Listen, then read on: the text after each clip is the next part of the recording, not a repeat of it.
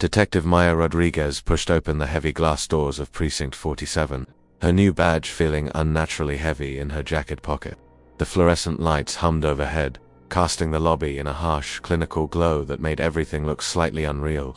Behind the front desk, an older officer with tired eyes looked up from his paperwork. "Help you?" he asked, his voice carrying the weight of too many night shifts. Detective Rodriguez, starting tonight. Night shift rotation. The officer's expression shifted, something like sympathy flickering across his weathered face. "Ah, you're Dawson's replacement." He stood, extending a hand. "Sergeant Mike Chen. Been here 23 years. Welcome to the 47. Though I gotta say, you picked a hell of a shift to start on." Maya shook his hand, noting the firmness of his grip despite his age. "I didn't exactly pick it. Captain Morrison assigned me here after my transfer from the 5th. Yeah, well." Chen grabbed a set of keys from a hook behind him. "Morrison has his reasons. Come on, I'll show you around before the rest of the night crew gets here." The precinct was older than Maya had expected. Built in 1952, according to the plaque near the entrance. It had that institutional quality common to mid-century government buildings: linoleum floors, pale green walls, and the faint smell of old coffee and cleaning products. But there was something else too, something Maya couldn't quite put her finger on. An atmosphere of unease that seemed to permeate the walls themselves. Chen led her down a corridor lined with filing cabinets and bulletin boards covered in wanted posters and community outreach flyers. "This is the main hallway. Connects everything. Booking, interrogation rooms, evidence lockup, the bullpen where you'll be working." He paused at a door marked Interrogation Room 3 and his hand hovered over the handle before pulling away. "This one's been out of service for a while.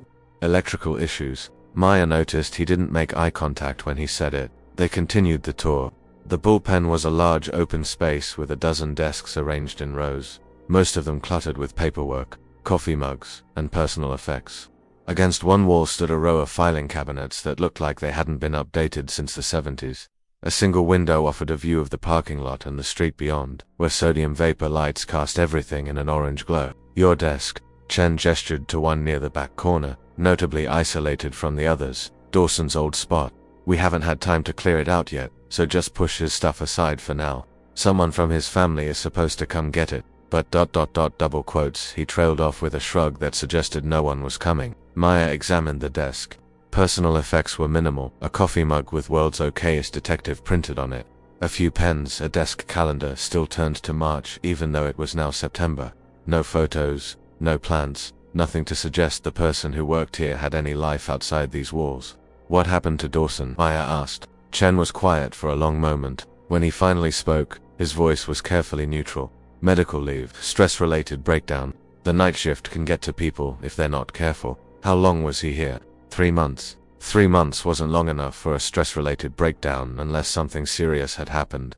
Maya made a mental note to dig into Dawson's case files when she had a chance. "The holding cells are downstairs," Chen continued, moving toward a stairwell at the back of the bullpen. "We don't use them much anymore since the new county jail opened up, but we keep a few operational for temporary holding." The stairs descended into a basement that felt distinctly colder than the floors above. The lighting was dimmer here, more shadows than light, and the walls changed from painted drywall to old brick. Their footsteps echoed in the narrow corridor. "6 cells down here," Chen said, gesturing to the heavy steel doors lining both sides of the hallway. Each door had a small window of reinforced glass and a slot for passing food trays. "Usually empty these days. We only use them if we need to hold someone overnight and the county jail is full, or if we've got someone particularly problematic that we need to keep separate." Maya peered through one of the windows. The cell was small, maybe 8 by 10 feet, with a concrete bench built into one wall and a steel toilet in the corner. No windows, no decoration, nothing but gray concrete and despair. "Cell 4's been locked since I started here," Chen said, stopping in front of one door that looked identical to the others. "Before that, too. Nobody seems to know why, and the key's been lost for decades. What's in there? Nothing, as far as I know. But nobody's been in there to check in over 40 years. Chun's expression was unreadable. "There are stories, of course. Every old building has them, but that's all they are. Stories." The way he said it suggested he didn't quite believe his own words. They headed back upstairs, Chen pointing out the break room, evidence lockup, and the captain's office. "Morrison usually works days, but he likes to stop in around midnight to check on things. Bit of a control freak, but he means well." Back in the bullpen, Other officers were starting to arrive for the night shift. Chen introduced her to officers Patricia Reeves and David Kim, both in their 30s and both looking like they'd seen too much for their age. Reeves had sharp eyes that constantly scanned her surroundings, while Kim had the 1,000-yard stare of someone who'd learned to see without really looking. "Fresh meat," Reeves said with a smile that didn't quite reach her eyes. "Welcome to the graveyard shift, Detective. Hope you're a light sleeper." "Why's that?" Kim and Reeves exchanged a glance. "You'll see," Kim said simply. The last to arrive was Officer Thomas Brand, a large man in his 40s with a thick neck and hands that looked like they could crush walnuts. He nodded at Maya but didn't offer to shake hands. "Another detective for the night shift. What did you do to piss off Morrison?" "I requested the transfer," Maya said, which wasn't entirely true but wasn't entirely false either. Brand snorted. "Right, nobody requests night shift at the 47. But hey, your funeral." Chen shot Brand a warning look, but Brand just shrugged and headed to his desk. The sergeant turned back to Maya. "Don't mind him, Brand's been here too long, makes a man cynical." The night officially began at 11 p.m. Chen took his position at the front desk while the rest of them settled into their routines. Maya spent the first hour familiarizing herself with the computer system and reviewing open cases. The precinct covered a quiet residential area with low crime rates, mostly noise complaints, minor thefts, and the occasional domestic dispute. Not exactly the challenging detective work she'd been hoping for, but after the chaos of the 5th precinct, maybe quiet was what she needed.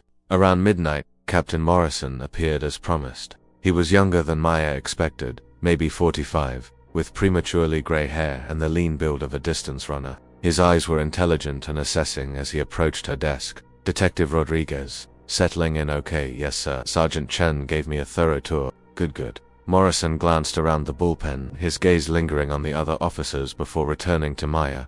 "I want to be straight with you. The night shift here has a high turnover rate. People don't last long, and I need someone stable. Your record from the 5th was excellent, even with the ... incident that led to your transfer." Maya stiffened. "So he knew about that?" "Of course he did. I don't blame you for what happened," Morrison continued. "Your partner's death wasn't your fault, no matter what the review board said. But I need to know you can handle this. The night shift can mess with your head. Things seem different at 3 in the morning than they do in daylight, you understand?"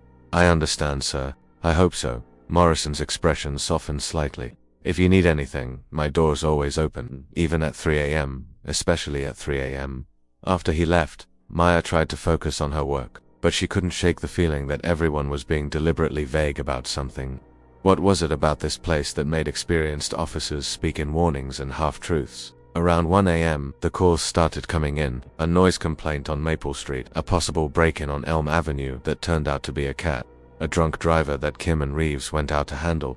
Standard night shift fare. Maya processed reports and updated case files, falling into the rhythm of the work. At 2:15 a.m., the lights flickered. It was brief, less than a second, but Maya noticed everyone in the bullpen tense. Brand stopped typing mid-sentence. Chen looked up from the front desk. Even through the glass partition, Maya could see his expression tighten. "Power surge," Brand said to no one in particular. "Old building. Happens all the time." But his voice lacked conviction. The lights flickered again at 2:47 a.m. This time Maya heard something else, a sound from below. A bang like metal striking metal, echoing up from the basement. "What was that?" she asked. Brand didn't look up from his computer. Old pipes. Building settling. Take your pick. But Maya had spent enough time around cops to know when someone was lying. She stood up. "I'm going to check it out." "I wouldn't," Brand said quickly. "Seriously, detective. It's nothing. Happens every night. If it happens every night, then there's no reason not to check it out." Brand opened his mouth to argue, then seemed to think better of it. He shrugged. "Your call. Flashlights in the supply closet if you need it. Basement lights are unreliable." Maya grabbed a flashlight and headed for the stairs. Behind her, she heard Brand mutter something to Chen, but she couldn't make out the words. The basement was even colder than she remembered, and darker. Several of the overhead bulbs were out, leaving pools of shadow between the pools of sickly yellow light. Maya's flashlight beam cut through the darkness, illuminating dust motes dancing in the air. The holding cells were silent. She walked slowly down the corridor, checking each one, all empty, just as Chen had said they usually were. She reached cell 4, the locked one, and peered through the window. At first, she saw nothing, just darkness. The cell's light was out, and her flashlight couldn't penetrate the gloom beyond the reinforced glass. But as her eyes adjusted, she thought she saw movement. a shadow shifting in the far corner. Maya's hand instinctively went to her service weapon. Hello? Anyone in there? No response, of course not. The cell had been locked for decades. There couldn't be anyone inside. She was about to turn away when she heard it, a whisper, so faint she almost missed it. It seemed to come from everywhere and nowhere at once, but it sounded like it was coming from inside cell 4. Help me. Maya pressed closer to the window, her breath fogging the glass. Hello? Is someone in there? Another whisper, clearer this time. Help me, please. Let me out. This didn't make sense. If someone was locked in there, how had they survived? And why hadn't anyone else heard them? Maya tried the door handle, knowing it was locked but trying anyway. It didn't budge. I'm going to get the key, she called through the door. Hold on. She hurried back upstairs, taking the steps 2 at a time. In the bullpen, Brand looked up with an expression that might have been resignation. There's someone in cell 4, Maya said breathlessly. I heard them. They're asking for help. Brand and Chen exchanged a look. There's no one in cell 4, Chen said carefully. The cell's been locked and empty for over 40 years. I'm telling you, I heard someone. A voice. They need help. Detective Rodriguez. Chen stood up, his voice taking on a firm quality. I need you to listen to me very carefully. There is no one in cell 4. What you heard was not real. Do you understand? Maya stared at him. Are you seriously telling me I imagined it? I'm telling you that cell 4 has been locked since 1979, and in all that time, no one has ever been inside it. The key was lost, or destroyed, or thrown away. We don't know, but we do know that sometimes, late at night, people hear things from down there. Voices banging, crying, and it's not real. That's insane.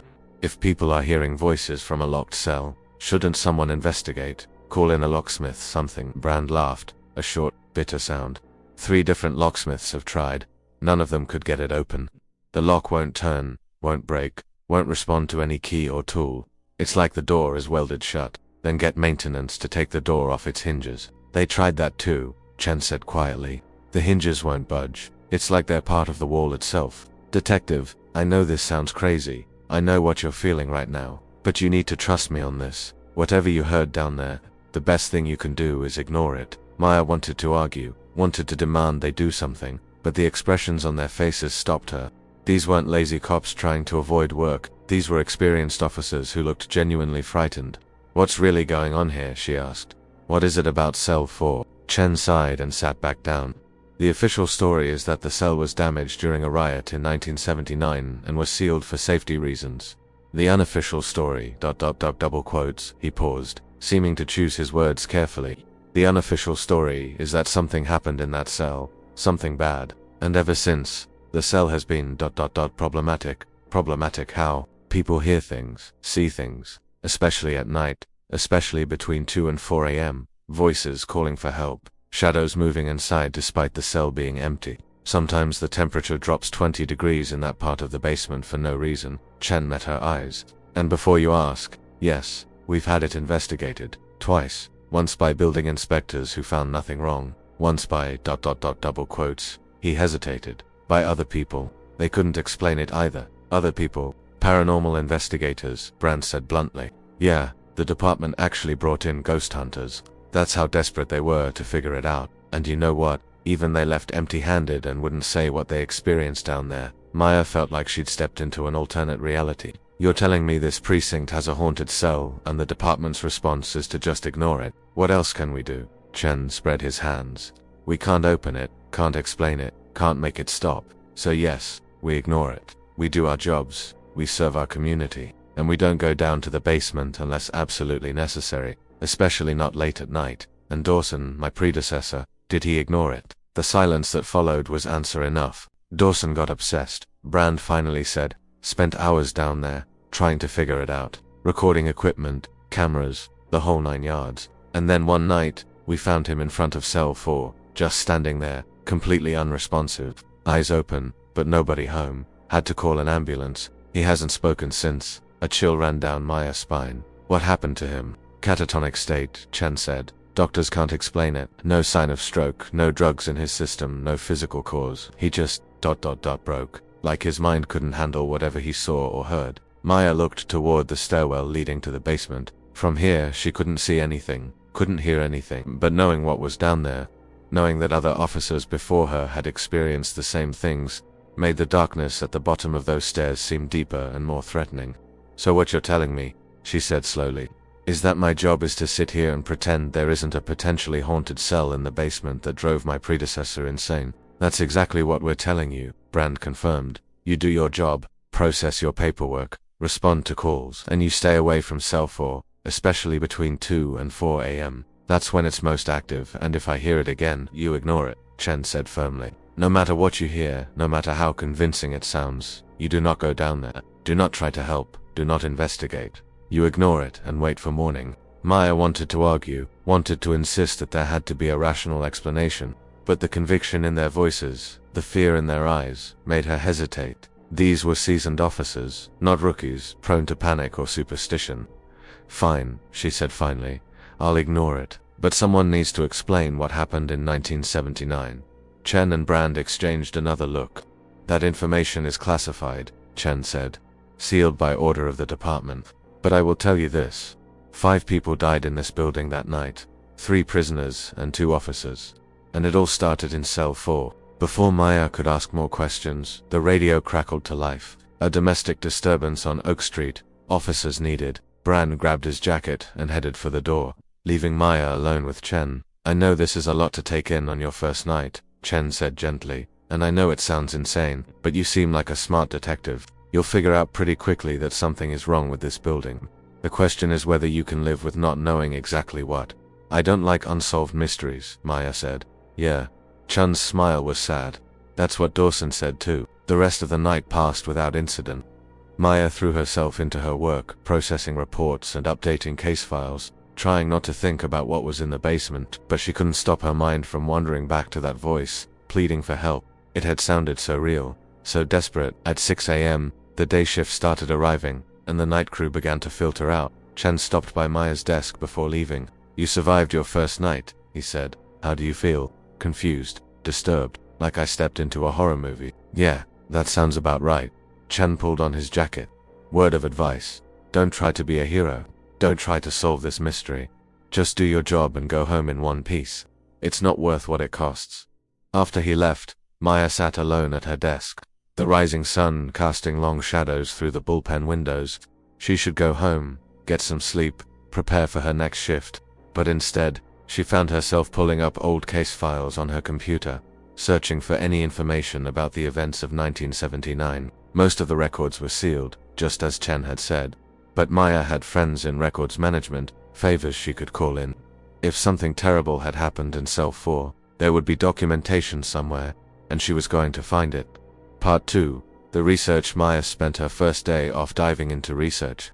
Sleep had proven elusive anyway. Every time she closed her eyes, she heard that voice echoing from cell 4. "Help me please. Let me out." Her first stop was the public library, where she combed through old newspaper archives. The events of 1979 had made the news, but the coverage was frustratingly vague. The headlines told the story in fragments. 5 dead in Precinct riot tragedy at police station. Investigation ongoing. Questions remain after deadly incident. The articles provided few details. On the night of August 15, 1979, 3 inmates being held in the basement cells had died under mysterious circumstances. 2 officers responding to the situation had also been killed. The official cause of death for all 5 was listed as undetermined, though later articles mentioned possible carbon monoxide poisoning as a theory that was never confirmed. What struck Maya as odd was that the coverage dried up quickly. After a week of articles, the story simply disappeared from the news. No follow-up investigations, no final reports to the public, nothing. It was as if someone had pulled the plug on the story deliberately. She found more information in an unexpected place, a conspiracy theory website dedicated to unexplained police incidents. Someone using the handle TruthSeeker79 had posted a detailed account of what allegedly happened that night, claiming to have spoken with one of the paramedics who responded to the scene. According to this account, the paramedics had found all 5 victims in or near cell 4. The 3 prisoners were inside the cell, their bodies arranged in a circle, their faces frozen in expressions of absolute terror. The 2 officers were found just outside the cell door, both having apparently died trying to open it. None of the bodies showed signs of violence or poisoning. Their hearts had simply stopped, all at approximately the same time. 3:33 a.m. Maya leaned back from her laptop, rubbing her tired eyes. Could any of this be true? The website was hardly a reliable source, but the details were specific enough to suggest at least some basis in fact. She decided to try a different approach.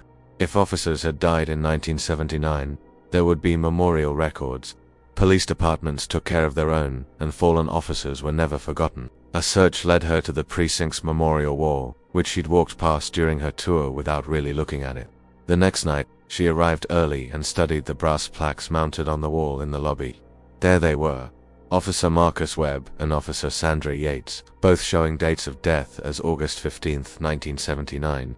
The plaques offered no details about how they died, just their names, badge numbers, and years of service. Webb had been on the force for 12 years. Yates for only 3. Admiring our heroes, Maya turned to find Captain Morrison standing behind her, 2 coffee cups in hand. He offered her one. Just getting to know the history of the place, Maya said carefully.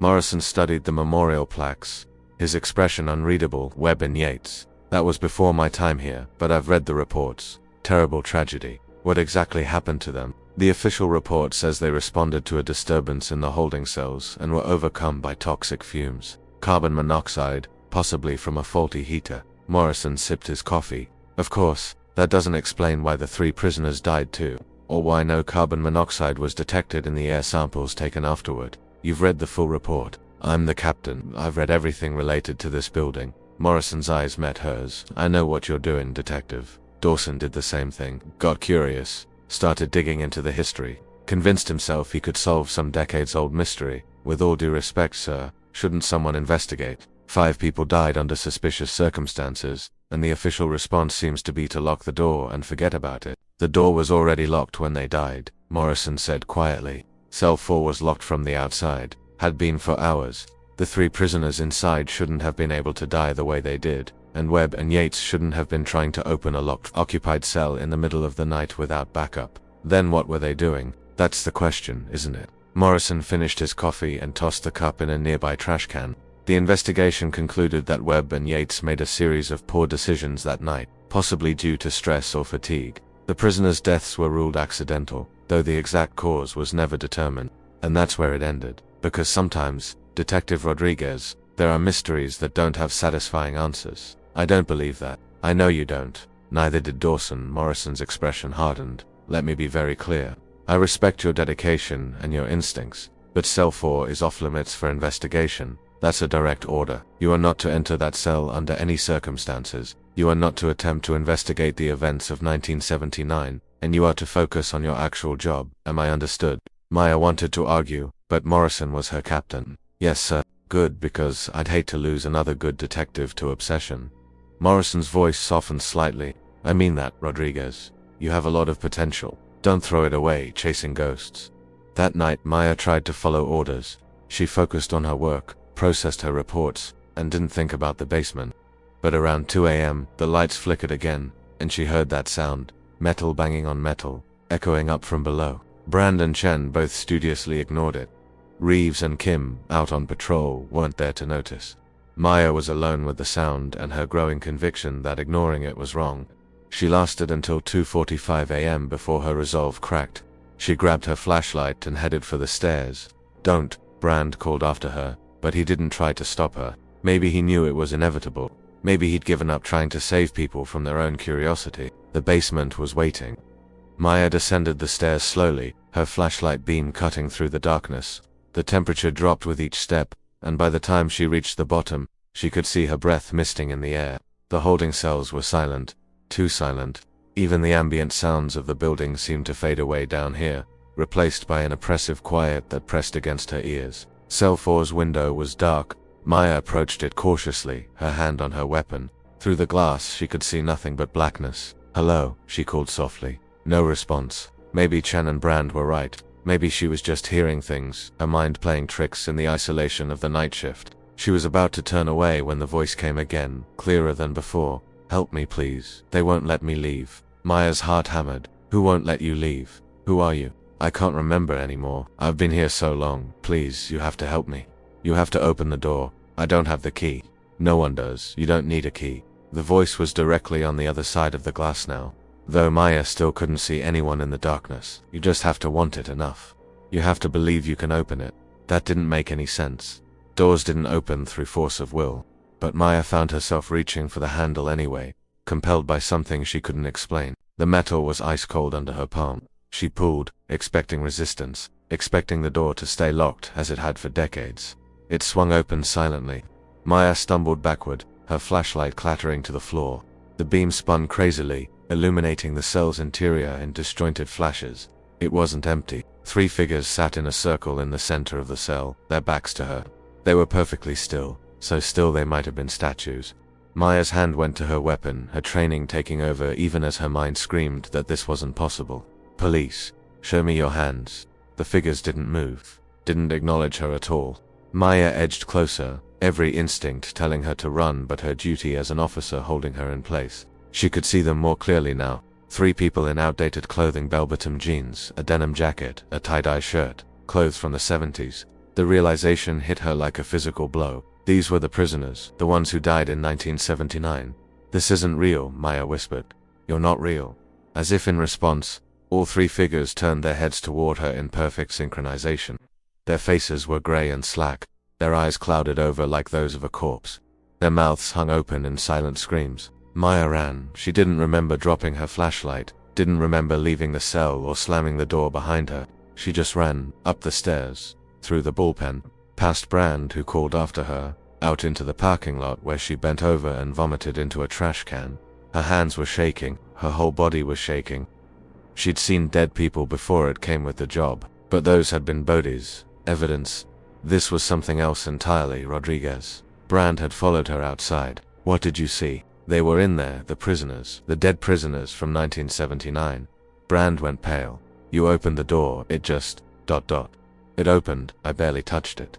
Jesus Christ. Brand ran a hand through his hair. Okay, we need to tell Chen, we need to. He was cut off by a scream from inside the building. They ran back inside to find Chen at the top of the basement stairs, his face ashen. The cell, he gasped. It's open, and something's coming up. Maya heard it then. Footsteps on the stairs. Slow, deliberate footsteps. The sound of multiple people walking in perfect synchronization. Get out, Chen ordered. Everyone out. Now. They didn't need to be told twice. Maya, Brand, and Chen ran for the front doors, slamming them behind them. Through the glass, Maya could see shapes moving in the lobby. 3 figures, walking together, their movements jerky and wrong. What have I done? Maya whispered. You let them out, Chen said, his voice hollow. After 40 years, you let them out. Part 3. The night of reckoning. They stood in the parking lot, watching through the glass doors as the 3 figures moved through the lobby. In the harsh fluorescent lighting, they looked even more corpse-like, their skin gray and mottled, their movements stiff like marionettes controlled by an inexperienced puppeteer. We need to call this in, Brand said, pulling out his phone, and tell them what. Chen snapped.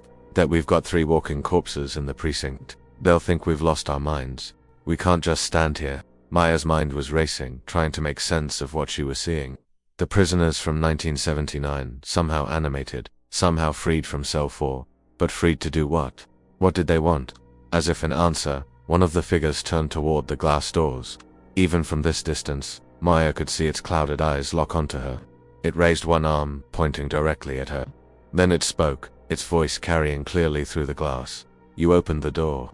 Now you have to finish it. Finish what? Maya called back. What should have been finished 40 years ago? We died here, but we never left. We've been trapped, waiting for someone to free us. But freedom isn't enough. We need justice. Justice for what? What happened to you? The figure's mouth twisted into something that might have been a smile. We were innocent. All 3 of us. Arrested on false charges, beaten by the officers, thrown in that cell and forgotten. We screamed for help for hours. No one came. And then we died, one by one, in that darkness. Chen stepped forward. That's not how the reports read. You were being held on serious charges. The reports lied. The figure's voice rose to a shriek. They all lied. And the 2 officers who knew the truth, who helped cover it up, they died too. But their deaths weren't enough. The building remembers. The walls remember, and we've been waiting, trapped in that cell, for someone to help us make it right. I don't understand, Maya said. What do you want from me? The records, the true records. They're still here, hidden somewhere in this building. Find them, expose the truth, give us justice, and we can finally rest. Before Maya could respond, the figures turned and walked back toward the basement stairs, disappearing from view. The three officers stood in stunned silence. Finally, Brand spoke. "Did that really just happen?" "I think it did," Maya said slowly. "And I think they're telling the truth about being innocent, about being murdered." "How can you possibly know that?" Chen demanded. "Because it makes sense. Think about it. Why would the department seal the records? Why would they go to such lengths to keep people away from Selfor? Because something happened that they didn't want anyone to know about." Chen shook his head. "Even if you're right, what are we supposed to do about it? We can't just waltz back in there and start searching for hidden documents." "Why not?" Maya felt a strange calm settling over her. "They're not trying to hurt us, they just want the truth to come out." "Dawson probably thought the same thing," Brand muttered. "Dawson didn't open the door. I did, which means I'm responsible for finishing this." Maya started walking back toward the building. "Rodriguez, wait." Chen grabbed her arm. "You can't go back in there alone, so come with me." Chen and Brand exchanged a long look. Finally, Brand sighed. "Fuck it. I'm too old for this job anyway." They entered the building cautiously, weapons drawn even though they knew bullets wouldn't help against what they were facing. The lobby was empty, the fluorescent lights humming overhead like nothing had happened. "Where would you hide records you didn't want anyone to find?" Maya asked. "Evidence lockup," Chen said. "There are boxes down there from decades ago. Nobody ever goes through them. It's all supposed to be digitized eventually, but it's low priority." They made their way to the evidence lockup, a large room filled with metal shelves holding boxes, bags, and files. Everything was meticulously labeled and organized, years of accumulated evidence from closed cases. "We're looking for anything from August 1979, Maya said. "Start searching." They split up, each taking a section of shelves. Maya worked methodically, checking labels and dates. Most of the boxes from 1979 contained routine evidence, stolen property, weapons from arrests, drug seizures. Nothing related to Selfor. Then Brand called out, "I've got something." Box labeled Webb Yates Deceased Officer Effects. They gathered around as he pulled down the box. Inside were personal items, wallets, watches, photographs. But underneath, wrapped in a plastic evidence bag, was a small notebook. Maya pulled it out carefully. The cover was stained and worn, but the writing inside was still legible. It was a journal, and it belonged to Officer Sandra Yates. She began to read aloud, flipping through the pages until she found entries from August 1979. August 10th, 1979. "Webb is getting paranoid. Says the three guys in holding are talking too much, asking too many questions about the Henderson case. He wants to move them to Selfor to keep them quiet. I told him that was a bad idea. Selfor gives me the creeps." August 12th, 1979. "Webb moved them anyway. Says they'll be fine for a few days until the Henderson thing blows over. But I don't like it. Those guys seem scared. They keep saying they're innocent, that they were set up. What if they're telling the truth?" August 14th, 1979. "Something's wrong. The guys in Selfor stopped responding. We check on them every few hours through the window, but they just sit there in a circle, staring at nothing. Webb says to leave them alone. Says they're just trying to get attention. But I think something's really wrong." August 15th, 1979, 2 a.m. "I can hear them screaming. Webb won't let me open the door. Says we need to wait until morning, that we'll all lose our jobs if anyone finds out what we did. But they're screaming what if they're dying in there." 2:30 a.m. The screaming stopped. Webb and I went down to check. They're not moving. I think they're dead. "Oh God, I think they're dead and it's our fault." Webb is freaking out. He's trying to figure out how to cover this up. I told him we need to call for help, but he won't listen. 3:15 a.m. We're going to open the cell. We have to get them out. Have to make it look like something else happened. Webb has the key. He's shaking so bad he can barely hold it. 3:30 a.m. Something's wrong with the cell. The key won't work. Webb is trying to force it, but it won't open, and now I can hear them in there. They're not dead, they're whispering. All three of them, whispering the same thing over and over. "We know what you did. We know what you did." 3:33 a.m. The entry ended there. No more words after that. Time stamped the time. All 5 victims had died. Maya felt sick. They murdered them. Webb and Yates kept them in Selfor and let them die. Probably from dehydration and neglect. To cover up their involvement in some other case. The Henderson case, Brand said. "I remember hearing about that. Big corruption scandal in '79. Several officers were arrested for planting evidence. Webb and Yates must have been involved, and these 3 guys knew about it. So they killed them to keep them quiet." Chen finished. "And then whatever was in Selfor ... It took revenge." "Not revenge," Maya said, looking at the journal. "Justice. The prisoners died knowing they were innocent, knowing they'd been murdered. That kind of injustice doesn't just disappear. It echoes. A sound from the doorway made them all jump. One of the figures stood there, the one who had spoken to them before. In the better light, Maya could see details she'd missed. The man had been young, maybe 25, with long hair and kind eyes that had gone cloudy with death. "You found it," he said, his voice clearer now, more human. "The truth." "I did," Maya said, holding up the journal. "Sandra Yates wrote down everything. You were innocent. You were murdered. Robert Chen, age 24, arrested for possession of marijuana. False charges planted by Webb." The figure looked at Chen. "Any relation?" Chen's face had gone ashen. My uncle. Robert Chen was my uncle. He disappeared in 1979. The family never knew what happened to him. The figure that had been Robert Chen tilted its head. "You have his eyes. He was a good man, we all were. Just in the wrong place at the wrong time." The other two figures appeared behind Robert. They looked more solid now, more real, as if the revelation of the truth was giving them substance. "Thomas Martinez, age 22, one said. Arrested for assault on an officer. The officer was Webb. I was trying to stop him from beating a homeless man." "James Okafor, age 27, the third said with a slight accent. Arrested for suspicious behavior. I was black in the wrong neighborhood. That was my crime." Maya felt tears stinging her eyes. "I'm so sorry. What happened to you was wrong. It was evil. We know," Robert said. "And now others will know too. Take that journal, make it public. Let the world see what really happened here." "What about you?" Maya asked. "What happens to you now?" Robert looked at his companions, then back at Maya. "We've been trapped here for so long, in that cell, in this building, bound by injustice and silence. But now that the truth is known, now that someone who can do something about it has heard our story, we can finally leave." "Wait." Chen stepped forward, his voice breaking. "Uncle Robert, I need to know, did you suffer?" Robert's cloudy eyes focused on his nephew at first. "But then we found each other in the darkness. We weren't alone. And even in death, even in this limbo, we had hoped that someday, someone would hear us. Someone like her." He nodded toward Maya.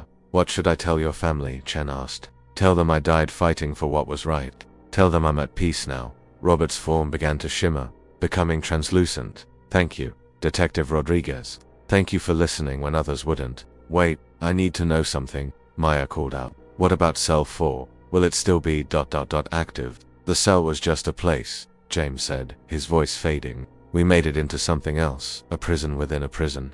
But now we're leaving, and it will just be a cell again, nothing more." Thomas spoke last, his voice barely a whisper. "Tell our story, Detective. Don't let them bury it again, that's all we ask." The three figures faded like mist in sunlight, and then they were gone. The evidence room was silent except for the hum of fluorescent lights and the sound of Chen crying quietly. Maya looked down at the journal in her hands. It was evidence of corruption, murder, and a cover-up that had lasted 40 years. Bringing it to light would cause a scandal. It would damage the reputation of the precinct, maybe the entire department, but it was the right thing to do. "What now?" Brand asked quietly. "Now we tell the truth," Maya said. "All of it. We give these men the justice they deserved." Chen wiped his eyes and nodded. "I'll back your story. Whatever happens, so will I," Brand said.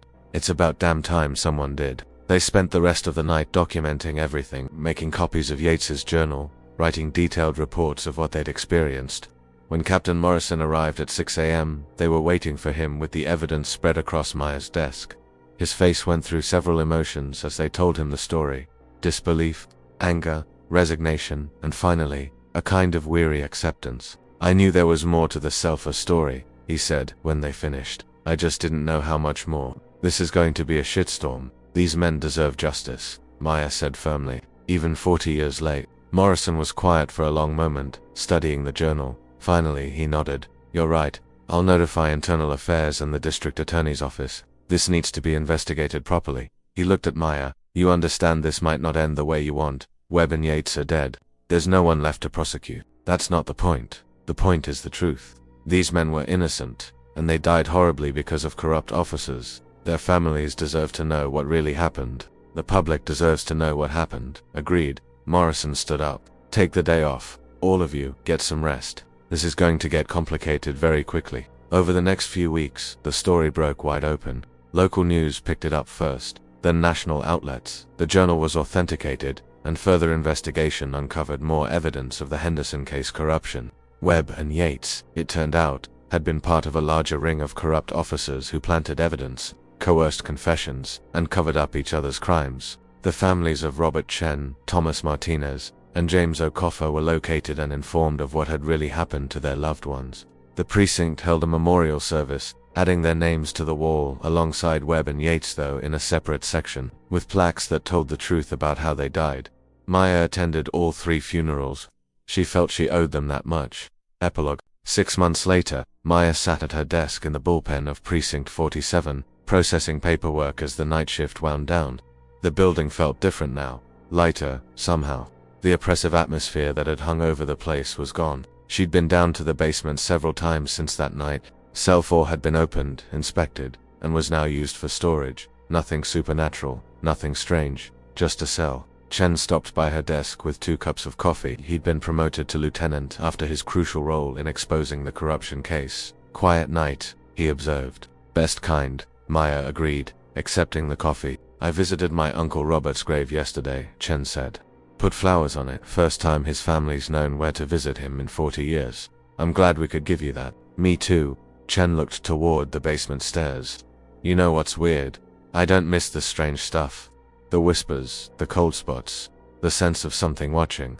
I thought I would, in a way, but it's better like this, peaceful. Maya nodded. She understood what he meant. There was something almost comforting about the supernatural, the idea that death wasn't the end, that justice could reach beyond the grave. But there was also something deeply unsettling about it, a reminder that the world was stranger and darker than most people realized. Morrison told me the department's thinking about closing this precinct, Chen continued. Moving operations to a newer building. Too much bad history here. Might be for the best, Maya said. Let this place rest. Her phone buzzed with a text from Emma, her girlfriend who'd been patient through all the craziness of the past few months. Dinner tomorrow. Need to see you. Miss you. Maya smiled and typed back. Definitely. I'm buying. As she put her phone away, she noticed something on her desk that hadn't been there before. A small, old photograph. It showed 3 young men smiling at the camera, their arms around each other's shoulders.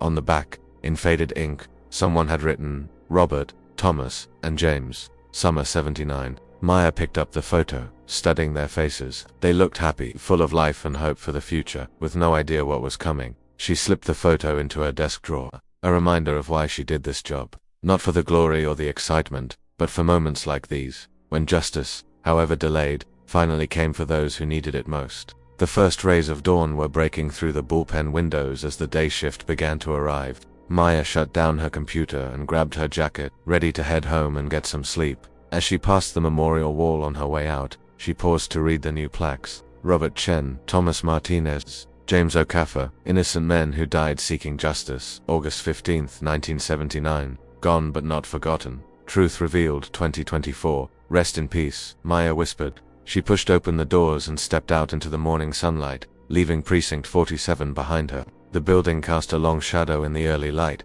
but it was just a shadow, nothing more. The ghosts had finally gone home,